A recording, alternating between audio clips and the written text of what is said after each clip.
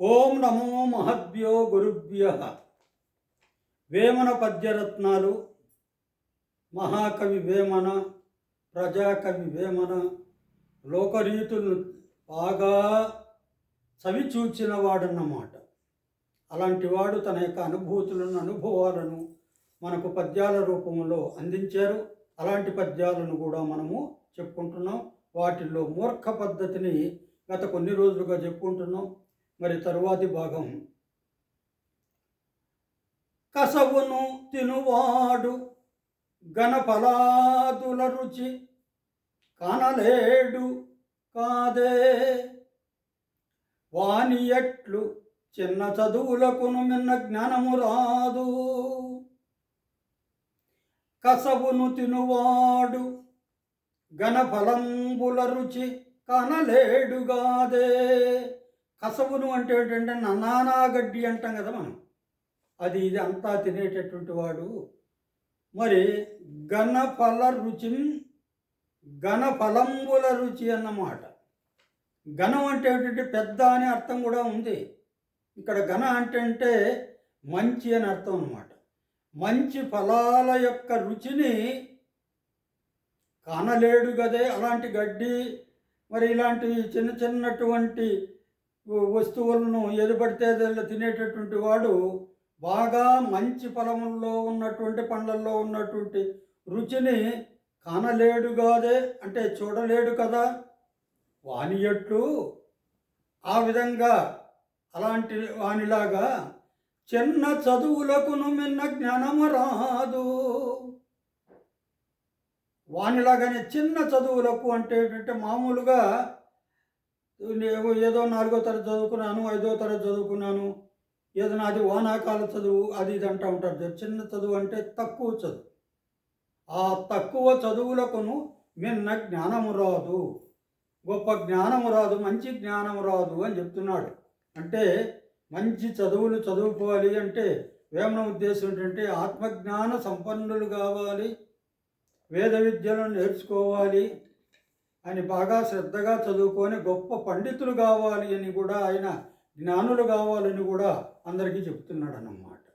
తరువాత, కుండ చెల్లి పడిన గుడ్డదోపగవచ్చు, పనికి వీలు పడును బాగుగాను, కూలపడిన నరుడు కుదుటగ అరుదయా.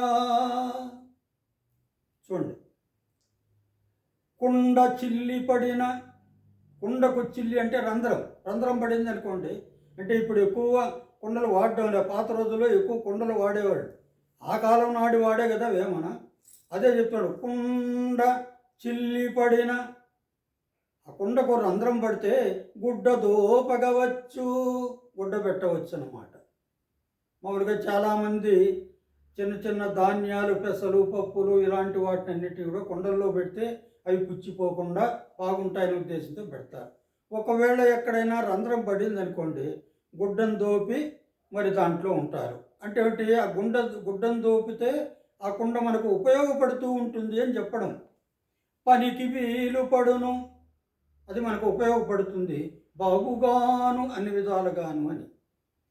ఆ విధంగా కూల పడిన నరుడు కుదుట అరుదయా. కాకపోతే ఈ నరుడు ఉన్నాడు చూడు, మానవుడు, కూలబడిన అంటే ఏంటంటే మామూలుగా ఏమిటంటే ఈ చెడులకు అలవాటు పడిన వాడు అన్నమాట. కూలబడ్డం అంటే నరుడు, కూలబడ్డం అంటే ఏదో ఈ కింద పడితే పూర్తిగా కాలో చేయి ఇరిగినట్టు కాదు ఇక్కడ అర్థం. అవి మళ్ళా సరి చేసుకోవచ్చు. కూలబడిన నరుడు అంటే ఈ చెడ్డతనమునకు, మూర్ఖత్వానికి అలవాటు పడినటువంటి మానవుడు ఉన్నాడే, అతడు కుదుట అరుదయా. కుదుట పడడం అంటే తిరిగి మంచివాడిగా మారడం అనేది అరుదు. ఉంటారు మంచివాడిగా మారని వాళ్ళు, ఉండరని కాదు. అందుకనే వేమనేమంటున్నాడు, అరుదుగా లభిస్తారు అలాంటి వాళ్ళు అంటున్నాడు.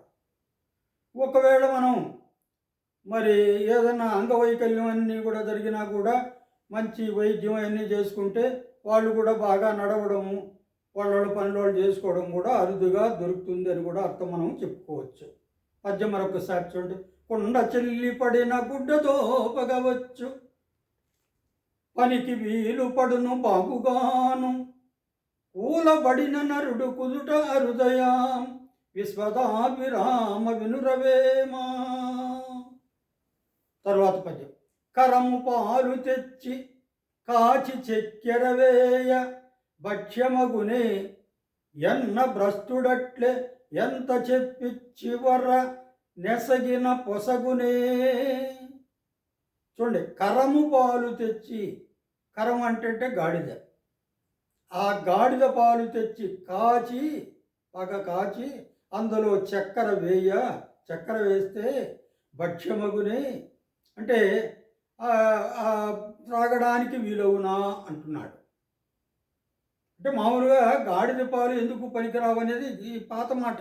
ఇప్పుడేమిటంటే గాడిద పాలు లక్షల్లో పలుకుతున్నాయట కేజీలు, అంటే వైద్యపరంగా ఉపయోగపడుతున్నాయని. వేమన ఏమిటంటే ఈ కాలం వాడు కదా, అప్పుడు చెప్పిన మాటలు కాబట్టి అదే చెప్పినాడు కదా. గంగ గోవు పాలు గరిటెడైనను చాలు కడవడైనను నేమి కరము పాలు అని అంటాడు కదా. అంటే కరము పాలు మంచివి కాదు, గాడిద పాలు మంచివి కాదు అని చెప్పడం. ఎన్ని ఉన్నా కూడా వేస్టేను అని. ఇక్కడ కూడా అదే భావమే. కరము పాలు తెచ్చి కాచి చక్కెర వేయ భక్ష్యమగునే. ఇది త్రాగడానికి వీలవుతుందా? ఎన్న భ్రష్టుడట్లే. ఇదంతా లెక్కేస్తే భ్రష్టుడు అంటే ఎవరు? జ్ఞానహీనుడు, వివేకాన్ని కోల్పోయిన వాడు అన్నమాట. ఎంత చెప్పి చివర నసగిన పొసగునే. ఎంత చెప్పి చూసినా మరి అతడు ఉపయోగపడడు అంటున్నాడు. వాడు ఎన్ని విధాలుగా చెప్పినా వాడిని మంచి మార్గంలో, అది బాగా సరైనటువంటి మార్గంలో తీసుకురావడం కష్టము అని, కరము పాలులాగా అని చెప్పడం అన్నమాట. కరము పాలు తెచ్చి కాచి చక్కెర వేయ భక్ష్యమగునే ఎన్న భ్రష్టుడట్లే ఎంత చెప్పి చివర నసిగిన పొసగునే విశ్వదాభిరామ వినురవేమా. గాడిదమేను కూడా గంధంబు పూసిన, గాడిదమేను మీద గంధంబు పూసిన బూదిలోన పడుచు పొరలు మరల మోటువాని సొగసు మోస్తరీయది అంటున్నాడు. చూడండి, ఈయన గాడిద ఎక్కువగా ఎందుకు పరికరంలాగా చూసుకొని చెప్తున్నాడు. గాడిద మేను మీద, మేను అంటే శరీరం, గాడిద శరీరం పైన గంధంబు పూసిన, సువాసనాలతో కూడుకున్నటువంటి సుగంధాలను పూసిన బూదిలోన పడుచు పొరలు మరల, బూది అంటే బూడిదలోకి మళ్ళా అటు ఇటు పొర్లుతుందన్నమాట. ఎన్ని సుగంధాలు పూసినా కూడా దాని నైజం అలాంటిది అన్నమాట. అంటే పొరలు అంటే ఆ నీట్గా తయారైనా కూడా ఆ నీట్గా ఉండదన్నమాట. అది మోటువాని సొగసు మోస్తరీయది సుమా. ఆ మోటువాడు ఉన్నాడే, అలాంటి వాని యొక్క సొగసు కూడా అలాంటిదేను అన్నమాట చెప్తున్నాడు. వాడిని అంత సొగసు